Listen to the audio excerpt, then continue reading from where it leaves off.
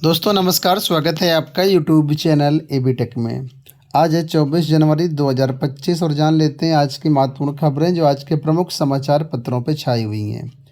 सबसे पहले यहां पर देखिए अपडेट है एलटी गेट भर्ती को लेकर के कि प्रवक्ता की तरह एलटी गेट भर्ती भी अब 2 चरणों में होगी। प्रारंभिक परीक्षा और मुख्य परीक्षा के बाद जारी किया जाएगा चयन परिणाम। आप लोग जानते हैं कि राजकीय विद्यालयों में प्रवक्ता की तरह एलटी गेट भर्ती की लगातार आपको सूचनाएं मिली हैं और लोक सेवा आयोग यही चाहता था कि अब सिंगल एग्ज़ाम ना हो, यहाँ पर डबल एग्ज़ाम कराए जाएं।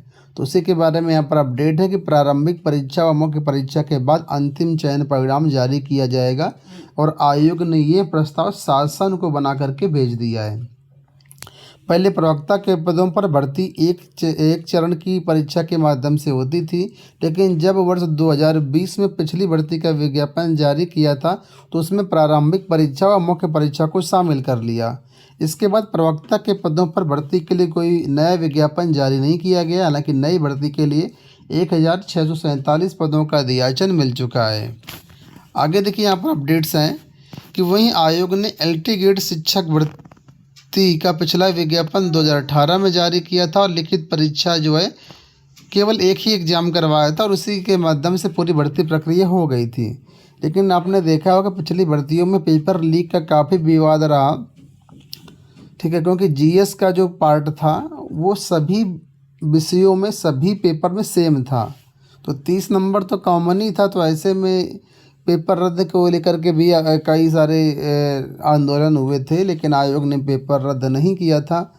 और उस समय आपने देखा होगा जो तत्कालीन परीक्षा नियंत्रक थी वो जेल भी गई थी, कई सारे मामले आए थे। इन सब को देखते हुए और शुचिता बनाने के लिए यहाँ पर लोक सेवा आयोग इस परीक्षा को जो है 2 चरणों में कराना चाहता था और वही यहाँ पर हुआ।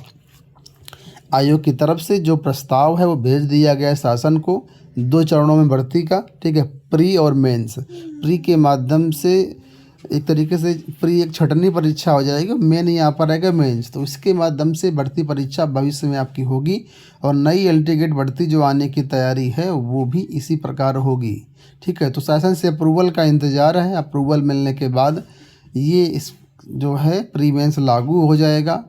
पहले प्री परीक्षा होगी, प्री परीक्षा में जितनी भी वैकेंसी होगी वैकेंसी के 15 गुना अभ्यर्थियों को मेंस में क्वालिफाई कराया जाएगा, ठीक है। और मेंस में अगर आप क्वालिफाई होते हैं तो फिर फाइनल मेरिट जारी करते हुए चयन कर लिया जाएगा।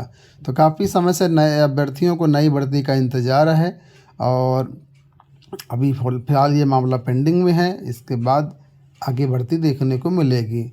अब परीक्षा कैलेंडर में भर्ती अभी आएगी ही नहीं आएगी, इस पर थोड़ा सा असमंजस है, क्योंकि हो सकता है लोक सेवा आयोग विचार कर रहा हो कि हम पहले अप्रूवल ले लें शासन से प्री मेंस का, उसके बाद कैलेंडर में इसको स्थान दें। यहाँ देखिए अपडेट है कि निजी स्कूलों के लिए आरटीई में कम से कम 10 आवेदन अनिवार्य। आर्थिक रूप से कमज़ोर वर्ग के स्कूलों को बच्चों को स्कूलों में दाखिला के लिए निःशुल्क एवं अनिवार्य शिक्षा अधिकार अधिनियम के तहत दूसरे चरण की प्रक्रिया चल रही है। पहले चरण की अपेक्षा दूसरे चरण में आए कम आवेदन को देखते हुए बेसिक शिक्षा विभाग ने सख्ती शुरू कर दी है। ऐसे में प्रत्येक जिले में हर निजी विद्यालय के लिए कम से कम 10 आवेदन अनिवार्य किए गए हैं। तो अगर आप भी अपने बच्चों का विद्यालय निजी स्कूलों में इस आरटीई एक्ट के तहत कराना चाहते हैं तो इसके लिए आवेदन प्रक्रिया और बाकी सारी समय सारणी आपको आरटीई की वेबसाइट पर मिल जाएगी। वहाँ से जा कर के आप इसको जो देख सकते हैं और एडमिशन करा सकते हैं। देखिए यहाँ पर एक खुशखबरी है, जो भी लोग डबल सिम चलाते हैं या जो बुज़ुर्ग लोग हैं जो कीपैड वाला फ़ोन चलाते हैं उनके लिए। तो अभी तक क्या था यहाँ पर कि आपको डाटा की ज़रूरत हो या ना हो आपको जो है डाटा लेना ही पड़ता था। ऐसा कोई रिचार्ज पैक नहीं था जिसमें केवल कॉलिंग की सुविधा मिल जाए। तो फिलहाल ट्राई ने इस पर सख्ती दिखाई है और अब ये देखिए नए रिचार्ज प्लान आपके लिए आ चुके हैं। अगर आप डबल सिम चलाते हैं तो भी इनको यूज़ करेंगे और जो कीपैड वाला फ़ोन चलाते हैं जिसको डाटा की ज़रूरत नहीं है उनके लिए भी है। तो देखिए यहाँ पर बताया गया है कि ट्राई ने फ़िलहाल नए सभी कंपनियों को ये जारी करने का आदेश दिया था। इसी कड़ी में यहाँ पर देखिए एयरटेल और जियो के लिए जो नए प्लान है वो आ चुके हैं। 499 का ये प्लान है जिसमें आपको 84 दिन की वैधता मिलेगी। इसमें आपको 900 SMS मिलेंगे और अनलिमिटेड वॉइस कॉल मिलेगी और इसमें कोई भी डाटा पैक नहीं रहेगा। ठीक है, तो कीपैड फ़ोन वालों के लिए बहुत अच्छा प्लान है। अगर इसी में आप साल भर कराना चाहते हैं तो 1959 रुपये का प्लान है। इसमें अनलिमिटेड वॉइस कॉल मिलेगी, 3600 SMS मिलेंगे और वैधता इसकी 365 दिन रहेगी। इसी तरीके से जियो ने भी यहाँ पर लॉन्च किया है। 84 दिन के लिए ये प्लान आपका है 458 रुपये का। ठीक है, और 1958 रुपये में प्लान मिलेगा आपको 365 दिन का। तो ज़रूरत के अनुसार कोई भी रिचार्ज प्लान करा सकते हैं, ये आपको सस्ता पड़ेगा। अगली देखिए जो अपडेट है वो संघ लोक सेवा आयोग से है। यूपीएससी ने कल नोटिफिकेशन जारी कर दिया। 1129 पदों पर बम्पर वैकेंसी है। हालांकि बम्पर कंपटीशन भी इसमें होता है। देश की प्रतिष्ठित नौकरी है आईएएस और आईपीएस की। इसकी वैकेंसी आ चुकी है और 11 फरवरी 2025 आवेदन करने की लास्ट डेट है। 21 से 32 वर्ष के जो भी अभ्यर्थी हैं इसमें आप लोग ऑनलाइन आवेदन कर सकते हैं। चलिए बिहार से देखिए अपडेट है कि बिहार पीसीएस के लिए जो परिणाम है वो जारी कर दिया गया है। मेंस के लिए 21,581 अभ्यर्थी चयनित किए गए हैं। तो 17वीं प्रारंभिक परीक्षा रद्द करने की मांग को लेकर के लगातार 1 महीने से आंदोलन चल रहा है, लेकिन आयोग अपना काम कर रहा है। गुरुवार को भी आयोग कार्यालय के बाहर 1 घंटे तक अभ्यर्थियों ने प्रदर्शन किया। वहीं दूसरी ओर ने आयोग ने इतिहास रचते हुए मात्र 45 दिनों में प्रारंभिक परीक्षा का रिजल्ट जारी कर दिया है। इस परीक्षा में 3,28,990 अभ्यर्थी शामिल हुए थे और 21,581 अभ्यर्थी सफल घोषित किए गए हैं। अभ्यर्थी अपना रिजल्ट जो है चेक कर सकते हैं। इसमें जो कट ऑफ गई है आपके सामने है। अनारक्षित की कट ऑफ 91 है, अनारक्षित महिला 81 है, ईडब्ल्यूएस 83 है। इसी तरीके से बाकी कैटेगरी कट ऑफ आपके सामने यहाँ पर मेंशन है। यहाँ देखिए अपडेट है कैशलेस चिकित्सा योजना में इलाज से मना किया तो खत्म होगी संबद्धता। आयुष्मान में पंजीकृत निजी अस्पतालों पर कसा शिकंजा। शासन ने प्रदेश में शुरू कराई गोपनीय जांच। आप लोग जानते होंगे जो केंद्र सरकार है और जो राज्य सरकारें हैं वो आयुष्मान कार्ड बना करके देते हैं, जिसमें इलाज के लिए 5 लाख तक की लिमिट है। लेकिन बहुत सारे जो प्राइवेट अस्पताल हैं वो इस आयुष्मान कार्ड से इलाज करते ही नहीं है। सीधा सीधा कोई पेशेंट जाता तो मना कर देते कि नहीं हमारे यहाँ सुविधा नहीं है, या कहते नहीं कैश में हो जाएगा, कार्ड से नहीं होगा।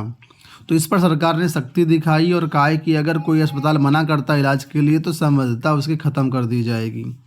ठीक है, तो ये होनी चाहिए क्योंकि बहुत सारे लोगों का कार्ड बना लेकिन असल में उनको चिकित्सा का लाभ नहीं मिल पाता है। रेलवे के ग्रुप डी के पदों पर जो है आवेदन शुरू हो चुके हैं। हालांकि इसमें 32,000 पद हैं, लेकिन उसके बावजूद भी रेलवे के जो अभ्यर्थी हैं ग्रुप डी के अभ्यर्थी लगातार पद वृद्धि की मांग कर रहे हैं। कल भी लगातार सोशल मीडिया पर ट्विटर पर अभियान चलाया गया और इनमें पदों की वृद्धि की मांग की गई। तो फिलहाल जब तक पद वृद्धि नहीं होती तब तक आप लोग आवेदन तो कर सकते हैं। तो 32,438 पदों पर भर्तियाँ आई हुई हैं, जिसमें आवेदन 23 जनवरी यानी कल से स्टार्ट हो गए हैं। इसमें आप लोग 22 फरवरी 2025 तक आवेदन कर सकते हैं। पदों की संख्या आपके सामने देखिए कैटेगरी वाइज और पोस्ट वाइज मेंशन की गई है। 2 चरणों में इसकी परीक्षा होगी, तो आप लोग इसमें आवेदन कर दीजिएगा। वैकेंसी अच्छी हैं, अगर एक पद वृद्धि हो जाती है तब तो और अच्छी बात है। दोस्तों ये हो गई आज की सारी सूचनाएं। एक न्यूज और आपके सामने है कि 6 महीने में 1,70,000 पदों पर नियुक्ति प्रक्रिया पूरी होगी। बिहार में अगले 6 महीने में 1,70,000 से अधिक रिक्त पदों पर भर्ती की नियुक्ति प्रक्रिया पूरी होगी। राज्य सरकार की प्राथमिकता में युवाओं के नौकरी एवं रोजगार शामिल है। राज्य सरकार का प्रयास है कि वर्तमान वित्तीय वर्ष के मध्य तक अधिक से अधिक रिक्त पदों पर नियुक्ति की प्रक्रिया पूरी कर ली जाए, युवाओं को सरकारी सेवा में अवसर प्रदान किया जाए। तो बिहार में अच्छा मौका, 1,70,000 पदों पर भर्तियाँ आएंगी। इसमें से आपके करीब 80,000 प्राथमिक शिक्षक भर्ती और टीजीटी पीजीटी शिक्षक भर्ती है और बाकी अन्य विभागों में भर्तियाँ हैं। तो बहुत अच्छा मौका है, आप लोग तैयारी करते रहिए और कहीं ना कहीं जॉब तो मिल ही जाएगी।